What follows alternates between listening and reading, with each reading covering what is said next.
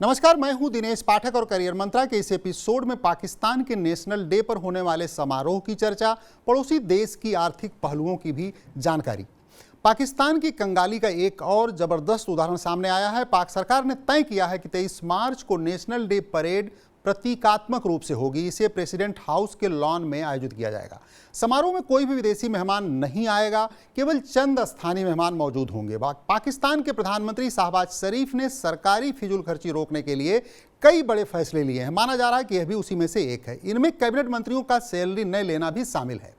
सरकार हर तरह से सख्ती करके इस साल 200 अरब रुपए बचाना चाहती है। Pakistan national day parade Bharat के गणतंत्र दिवस परेड की तरह होती है। हर साल 23 मार्च को यह समारोह इस्लामाबाद के सबसे बड़े मैदान सकरपारिया में आयोजित करने की परंपरा है। इस प्रोग्राम का चीफ गेस्ट कोई विदेशी हस्ती होता रहा है।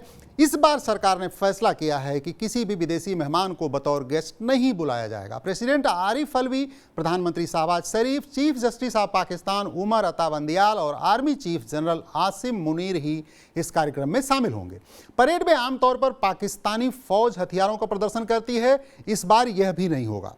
इस परेड में कुछ झांकियां भी निकाली जाती हैं, पर इस बार इस पर भी रोक रहेगी। आइए जानते हैं किन बड़ी मुश्किलों में फंसा है पाकिस्तान। पाकिस्तान में लोअर मिडिल क्लास और लोअर क्लास के लोगों की परचेजिंग पावर यानी खरीद की क्षमता 42% कम हो गई है। इससे मांग कम हो गई है और बिजनेस भी चपेट में आ गए हैं। हालात बद से बदतर हो गए हैं। पाकिस्तान के पास विदेशी मुद्रा भंडार महज $2.79 अरब बचा है। यह भी सऊदी अरब और चीन का गारंटी डिपॉजिट है। इसे खर्च नहीं किया जा सकता।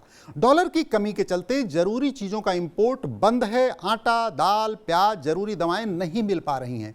बैंकों से लेटर ऑफ क्रेडिट न मिलने से हजारों कंटेनर्स पोर्ट पर पड़े हुए हैं। पाकिस्तान में टोयोटा, सुजुकी ने कार प्लांट बंद कर दिए हैं। प्रमुख टेक्सटाइल इंडस्ट्री के भी कई प्लांट बंद हो चुके हैं। टोयोटा ने 30 दिसंबर से प्रोडक्शन बंद किया।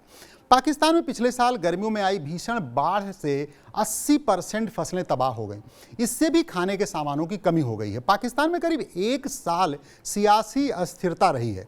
इमरान सरकार ने जाते जाते पेट्रोल और डीजल पर सब्सिडी का ऐलान कर दिया था। अब शहबाज सरकार जूझ रही है। उसने IMF के कहने पर फ्यूल समेत तमाम जरूरी चीज़ों के दाम बढ़ा दिए हैं। सबसे बड़ी दिक्कत फ्यूल इंपोर्ट की है। पाकिस्तान में बिजली भी फ्यूल से ही प्रोड्यूस की जाती है।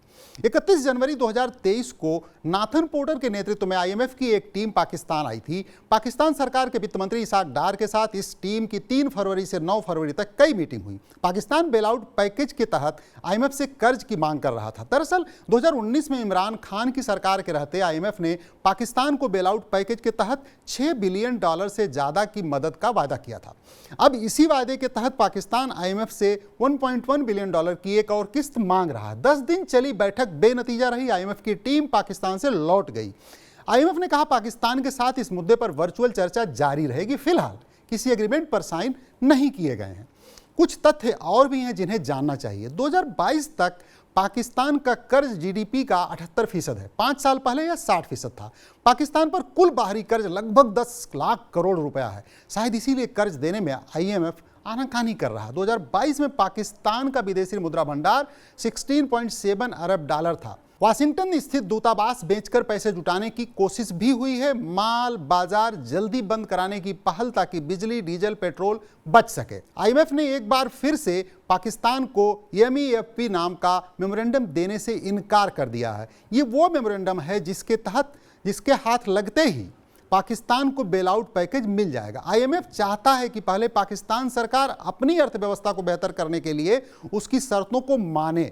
IMF का कहना है कि पाकिस्तान पहले से ही $900 अरब सर्कुलर कर्ज का सामना कर रहा है। ऐसे में अगर अर्थव्यवस्था को रफ्तार देने के लिए पाकिस्तान सरकार अभी कोई कड़ा फैसला नहीं लेती है तो इससे पार पाने में आगे काफ़ी मुश्किल होगी। ऐसे में पाकिस्तान की जनता से अलग अलग टैक्स के जरिए 170 अरब रुपए वसूलने की सलाह दी गई है। पाकिस्तान अपनी इकोनॉमी को बेहतर करने के लिए सामानों के निर्यात पर टैक्स में छूट दे। इसके बाद देश में तैयार माल दूसरे देशों में जाएगा, जिससे पाकिस्तान की अर्थव्यवस्था को मजबूती मिलेगी। एक शर्त यह भी है कि पाकिस्तान के पास किसी भी हाल में विदेशी मुद्रा भंडार में अमेरिकी डॉलर की कमी नहीं होनी चाहिए। इसके लिए उसे सऊदी अरब, चीन और UAE से मदद मांगने का दबाव बनाया जा रहा है। 26 फरवरी को शहबाज शरीफ ने सरकारी खर्च में जबरदस्त कटौती से जुड़े अहम ऐलान किए। कहा, मैं और कैबिनेट के बाकी मिनिस्टर सैलरी नहीं लेंगे। तमाम केंद्रीय मंत्री बिजली, पानी, गैस और टेलीफोन के बिल जेब से भरेंगे। मंत्रियों के पास मौजूद लग्जरी गाड़ियां नीलाम की जाएंगी। सुप्रीम कोर्ट, हाई कोर्ट और ब्यूरोक्रेसी से भी खर्च में कटौती की अपील की गई है। मुल्क बनने के बाद से अब तक करीब आधा वक्त देश चला चुकी फौज के बजट पर शरीफ ने कुछ नहीं कहा। उम्मीद करता हूं कि एपिसोड आपके लिए उपयोगी रहा होगा। नमस्कार।